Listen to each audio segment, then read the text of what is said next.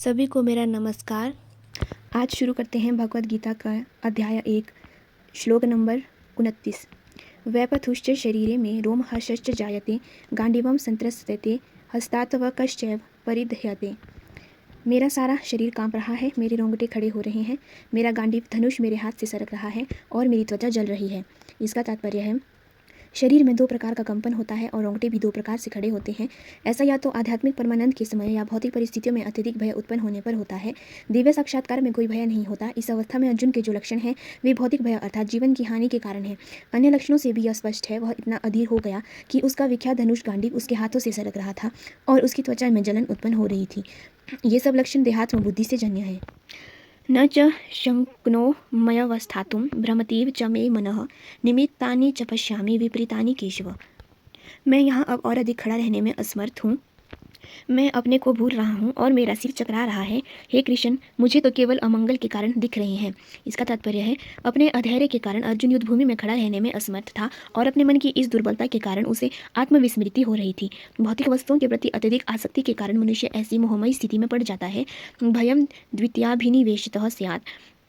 ऐसा भय तथा मानसिक असंतुलन उन व्यक्तियों में उत्पन्न होता है जो भौतिक परिस्थितियों से ग्रस्त होते हैं। अर्जुन को युद्ध भूमि में केवल दुखदायी पराजय की ही प्रतीत हो रही थी। वह शत्रुओं पर विजय पाकर भी सुखी नहीं होगा।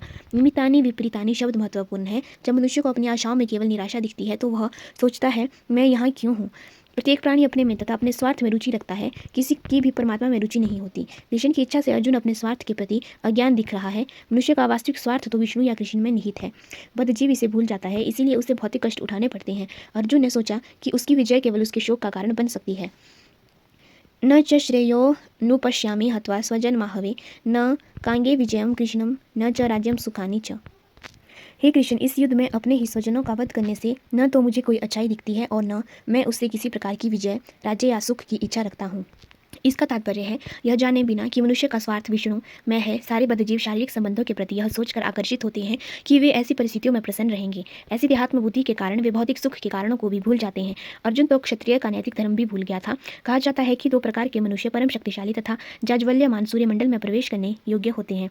ये है एक तो क्षत्रिय जो कृष्ण की आज्ञा से युद्ध में मरता है तथा दूसरा सन्यासी जो आध्यात्मिक अनुशीलन में लगा रहता है। अर्जुन अपने शत्रु को भी मारने से विमुख हो रहा है। अपने संबंधियों की बात तो छोड़ दे, वह सोचता है कि स्वजनों को मारने से उसे जीवन में सुख नहीं मिल सकेगा, अतः वह लड़ने के लिए इच्छुक नहीं है। जिस प्रकार की भूख न लगने पर कोई भोजन बनाने को तैयार नहीं होता, उसने तो वन जाने का निश्चय कर लिया है जहाँ वह एकांत में निराशापूर्ण जीवन काट सके। किंतु क्षत्रिय होने के नाते उसे अपने जीवन निर्वाह के लिए राज्य चाहिए, क्योंकि क्षत्रिय कोई अन्य कार्य नहीं कर सकता। किंतु अर्जुन के पास राज्य कहाँ है? उसके लिए तो राज्य प्राप्त करने का एकमात्र अवसर है कि अपने बंधु बांधवों से लड़कर अपने पिता के राज्य का उत्तराधिकार प्राप्त करे, जिसे वह करना नहीं चाह रहा है। इसीलिए वह अपने को जंगल में एकांतवास करके निराशा का एकांत जीवन बिताने के योग्य समझता है।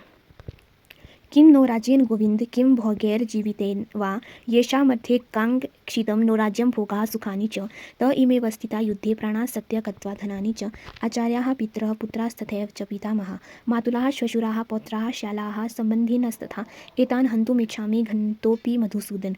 अपि त्रैलोक्यराज्यस्य हेतोः किं नो मही कृते निहत्य धृतराष्ट्रान्नः का प्रीतिः स्यात् जनार्दन।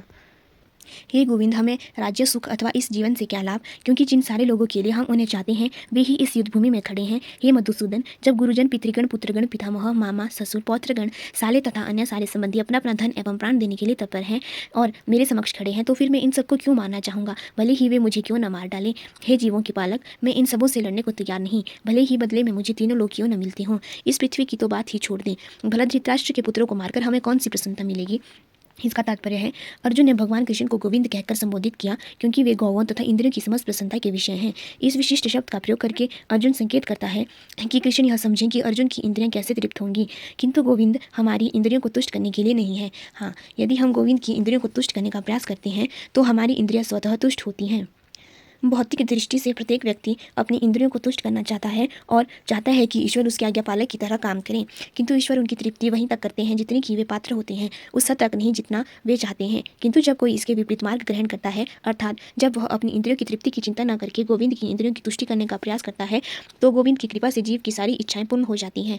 यहाँ पर जाति तथा कुटुंबियों के प्रति अर्जुन का प्रगाढ़ स्नेह आंशिक रूप से इन सबके प्रति उसकी स्वाभाविक करुणा के कारण है, अतः वह युद्ध करने के लिए तैयार नहीं है। हर व्यक्ति अपने वैभव का प्रदर्शन अपने मित्रों तथा परिजनों के समक्ष करना चाहता है, किंतु अर्जुन का भय है कि उसके सारे मित्र तथा परिजन युद्ध भूमि में मारे जाएंगे और वह विजय के बाद उनके साथ अपने वैभव का उपयोग नहीं कर सकेगा। भौतिक जीवन का यह सामान्य लेखा जोखा है, किंतु आध्यात्मिक जीवन इससे सर्वथा भिन्न होता है। चूंकि भक्त भगवान की इच्छाओं की पूर्ति करना चाहता है, अतः भगवत इच्छा होने पर वह भगवान की सेवा के लिए सारे ऐश्वर्य स्वीकार कर सकता है, किंतु यदि भगवत इच्छा न हो तो वह एक पैसा भी ग्रहण नहीं करता। अर्जुन अपने संबंधियों को मारना नहीं चाह रहा था, और यदि उनको मारने की आवश्यकता हो तो अर्जुन की इच्छा थी कि कृष्ण स्वयं उनका वध करें। इस समय उसे यह पता नहीं है कि कृष्ण उन सबको युद्ध भूमि में आने के पूर्व ही मार चुके हैं और अब उसे निमित्त मात्र बनना है। इसका उद्घाटन अगले अध्यायों में होगा। भगवान का असली भक्त होने के कारण अर्जुन अपने अत्याचारी बंधु बांधवों से प्रतिशोध नहीं लेना चाहता था, किंतु यह तो भगवान की योजना थी कि सबका वध हो। भगवत भक्त दुष्टों से प्रतिशोध नहीं लेना चाहते, किंतु भगवान दुष्टों द्वारा भक्त के उत्पीड़न को सहन नहीं कर पाते। भगवान किसी व्यक्ति को अपनी इच्छा से क्षमा कर सकते हैं, किंतु यदि कोई उनके भक्तों को हानि पहुंचाता है तो वे उसे क्षमा नहीं करते। इसीलिए भगवान इन दुराचारियों का वध करने के लिए उद्यत थे, यद्यपि अर्जुन उन्हें क्षमा करना चाहता था। धन्यवाद।